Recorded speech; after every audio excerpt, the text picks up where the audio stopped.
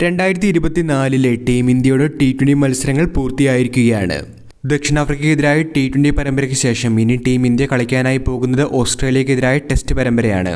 5 മത്സരങ്ങളടങ്ങിയ test പരമ്പരയ്ക്ക് ശേഷം ഇന്ത്യയുടെ അടുത്ത T20 പരമ്പര ജനുവരി അവസാന വാരം ഇംഗ്ലണ്ടിനെതിരെയാണ്. 2024 ഇന്ത്യയുടെ T20 പോരാട്ടങ്ങൾ അവസാനിക്കുമ്പോൾ നേട്ടങ്ങൾ സ്വന്തമാക്കിയത് മലയാളി താരം സഞ്ജു സാംസണാണ്. എല്ലാ കണക്കുകളിലും പ്രധാന താരങ്ങളെ പിന്തള്ളിക്കൊണ്ട് മലയാളി താരം സഞ്ജു സാംസൺ ഒന്നാമതെത്തുന്ന കാഴ്ചയാണ് ഇപ്പോൾ കാണാൻ സാധിക്കുന്നത്. മലയാളി വിക്കറ്റ് കീപ്പർ ബാറ്റ്സ്മാനെ സംബന്ധിച്ച് കരിയറിലെ ഏറ്റവും മികച്ച വർഷമാണ് 2024 എന്ന് പറയാം. T20യിലെ ബാറ്റിംഗ് റെക്കോർഡിൽ വിരാട് കോഹ്ലിയെയും രോഹിത് ശർമ്മയും എല്ലാം പിന്നിലാക്കിക്കൊണ്ട് റൺവേട്ടക്കാരിൽ സഞ്ജു തലപ്പത്തേക്ക് എത്തിയിരിക്കുകയാണ്. ചരിത്രത്തിൽ ആദ്യമായാണ് ഒരു വർഷത്തെ T20 റൺവേട്ടക്കാരിൽ ഇന്ത്യക്കാരിൽ ഒന്നാമതായി ഇപ്പോൾ സഞ്ജു സാംസൺ എത്തിയിരിക്കുന്നത്. തീർച്ചയായിട്ടും ആരാധകർ കാണാൻ ആഗ്രഹിച്ച ആ ഒരു സഞ്ജു സാംസനെ തന്നെയാണ് ഇപ്പോൾ അദ്ദേഹം കഴിഞ്ഞ മത്സരങ്ങളിലൂടെ കാണിക്കുന്നത്.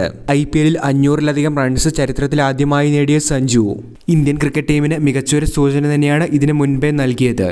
IPLന് ശേഷം തുടർന്ന സഞ്ജുവിന്റെ കുതിപ്പ് ഈ വർഷം ഏറ്റവും കൂടുതൽ റൺസ് നേടിയ ഇന്ത്യക്കാരൻ എന്ന നിലയിലേക്കാണ് അവസാനിപ്പിച്ചിരിക്കുന്നത്.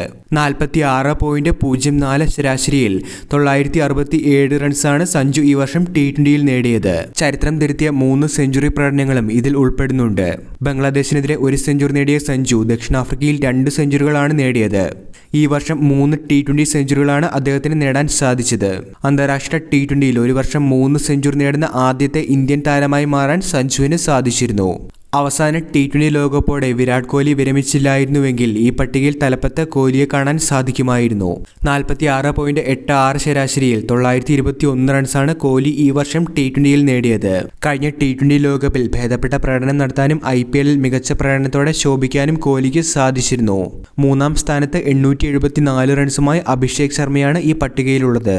അതേപോലെ ഈ വർഷം ഏറ്റവും കൂടുതൽ സിക്സറുകൾ നേടിയിട്ടുള്ള ഇന്ത്യൻ താരം സഞ്ജു സാംസണാണ്.